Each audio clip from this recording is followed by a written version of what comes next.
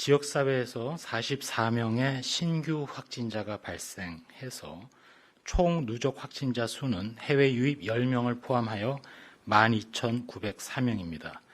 신규로 71명이 격리가 해제되어서 현재 938명이 격리 중입니다. 어제는 사망자는 1명도 발생하지 않았습니다. 먼저 지역사회 발생에 대해서 상세히 말씀드리겠습니다. 서울특별시 관악구 왕성교회와 관련해서 교인 1명이 추가 확진되어 이제까지 총 누적 확진자는 33명입니다.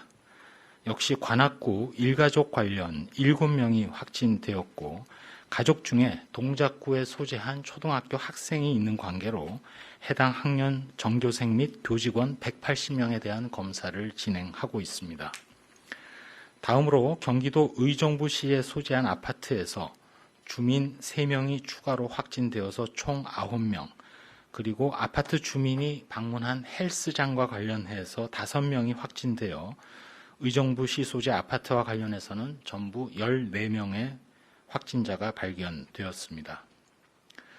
대전광역시 천동초등학교에서 지난 7월 1일 초등학생 2명이 확진되어 전교생과 교직원 및 학원 접촉자 308명에 대한 전수 검사 결과 현재까지 추가 확진자는 없는 상황입니다. 광주광역시 광륵사와 관련해서 확진자를 통해서 금양빌딩에서 집단 발생 사례가 확인되었습니다. 이에 금양빌딩 방문자가 소속된 교회, 그리고 직장, 요양원이 되겠습니다만 직장 등을 통해서 30명이 추가로 확진됨으로써 누적 확진자는 총 49명입니다. 49명의 확진자의 발생 장소별 현황을 표로 정리를 하였습니다. 다음으로는 해외 유입 사례에 대해서 말씀드리겠습니다. 해외 유입 확진자 10명의 추정 유입 국가는 미주가 2명, 중국 외에 아시아가 8명이며 아시아 중에는 카자흐스탄, 파키스탄이 각각 2명 등 발생하였습니다. 7월 1일 18시 기준으로 전국 11개 항만으로 154척의 배가 입항을 하였고 이 중 61%인 94척에 대해서 승선 검역이 이루어졌습니다. 다음으로는 연구개발 및 치료 등에 대해서 말씀드리겠습니다. 그동안 혈장 치료제 개발을 위해서 추가로 40명의 완치자께서 혈장 공여 의사를 밝혀주심에 따라 총 누적해서 269명이 혈장 공여 의사를 밝혀주신 데 대해 깊이 감사드립니다. 실질적으로 혈장이 제공이 완료된 경우는 269명 중에 109명이 되겠습니다. 또한 혈장 치료제를 위한 혈장 공여 외에 5개 의료기관에서 회복기 혈장의 수혈이 18명의 코로나19 확진자를 대상으로 이루어졌음도 말씀드립니다.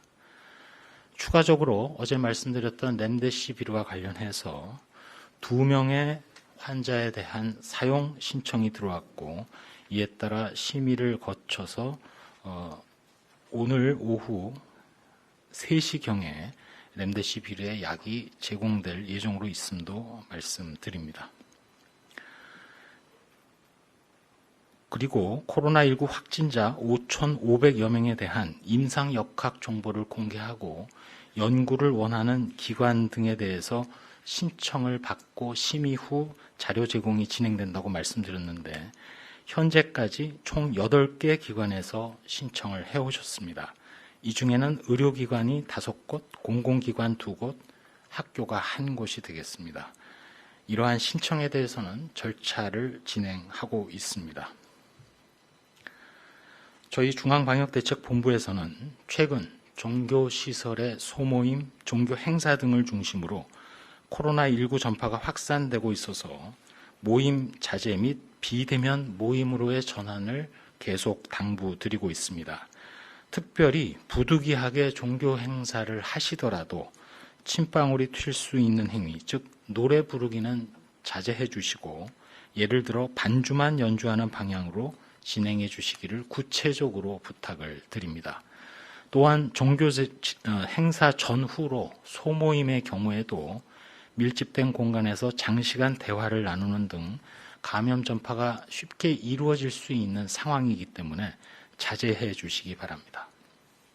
최근 전국적인 발생 상황을 보면 수도권 또 나아가서 비수도권의 비중이 증가하고 있고 감염 경로를 볼 때 조사 중인 사례도 10% 이상으로 나타나고 있는 상황입니다.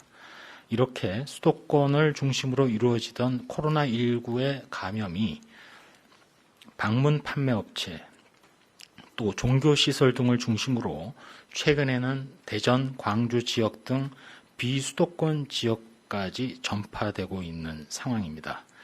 코로나19는 밀폐, 밀집, 밀접된 시설에서 언제든 어디서든 발생이 가능하기 때문에 모든 모임을 연기하거나 특별히 방문 판매 업체, 유흥시설, 주점, 노래 연습장, PC방 등 최근 집단 발생이 있었던 곳의 장소로 방문을 자제해 주시기 바랍니다. 마지막으로 코로나19 관련해서 한 말씀 올리도록 하겠습니다. 우리나라의 코로나19 발생 상황을 보면 방금 전 말씀드린 대로 최근 비수도권인 대전, 충청권 그리고 광주까지 집단 감염의 고리가 이어지고 있습니다. 우리는 일일 생활권에 살고 있는 상황입니다.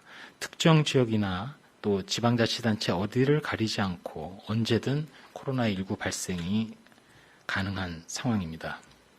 다행인 점은 방역 수칙이 잘 지켜지고 있는 곳에서는 발생이 최소화되고 있는 상황이라는 점입니다. 앞서 말씀드린 대로 안전하게 의식을 치르고 계시는 종교시설의 경우에는 그러한 상황입니다. 구체적으로 다시 한번 말씀드리면 공통적인 상황인데 종교 행사를 하실 때 마스크를 상시 착용해 주시고 또 좌석을 지그재그로 앉음으로써 거리 두기를 철저히 이행해 주시는 곳, 그리고 노래도 합창이 아니라 반주로만 대신하는 곳, 또한 행사 후에 식사는 물론이고 간식이라든지 모임도 함께 하지 않는 곳, 그런 곳, 또 나아가서 큰 행사 외에 소규모 모임도 자제해 주고 계신 곳, 이런 곳들에서는 코로나19의 더 이상의 전파 또는 유행이 발생하지 않고 있음을 알게 됩니다. 말씀드린 활동을 하고 계시고 또 해주시는 모든 종교 관계자 여러분들의 방역 참여에 감사를 드립니다. 아울러 저희 방역대책본부 내 현장에서 발로 뛰고 있는 역학조사 요원들의 의견에 따르면 감염 확산을 막기 위해서 가장 취약한 곳의 하나로 지적되고 있는 식당의 경우 식사 중에는 마스크를 사용할 수 없는 환경이기 때문에 다만 이런 식당에서조차도 조용히 식사만 한다거나 또 휴대폰을 하는 경우에도 통화를 해야 할 경우 마스크를 착용하거나 또는 식당이 아닌 바깥으로 사람이 없는 실외로 나가서 통화하는 것, 이러한 행동들을 권고드립니다. 현장 역학조사관의 경험에서는 마스크 없이 이루어지는 대화 또는 휴대폰의 통화 등이 코로나19 노출과 전파의 가능성이 높다는 의견입니다. 계속 말씀드리고 있는 것처럼 코로나19는 피할 수 없는 상황이기 때문에 우리가 변화할 수밖에 없습니다. 앞으로도 매일 브리핑에 기회가 되면 틈나는 대로 현장 역학조사를 통해서 파악하게 되는 주의할 사항 또 권장해드리고 싶은 사항들을 파악해서 신속하게 바로바로 알려드리겠습니다. 동시에 우수한 사례나 모범 사례는 널리 알리고 확산이 되도록 노력하겠습니다. 국민 여러분들께서는 생활 속의 구체적인 행동 수칙을 꼭 참고해 주시기 바라고, 우리가 비록 코로나19 유행기에 살아가고 있지만 일상을 보다 안전하게 보내실 수 있도록 저희 방역당국에서 소통을 강화하는 차원에서도 한층 더 노력하겠습니다. 이상입니다.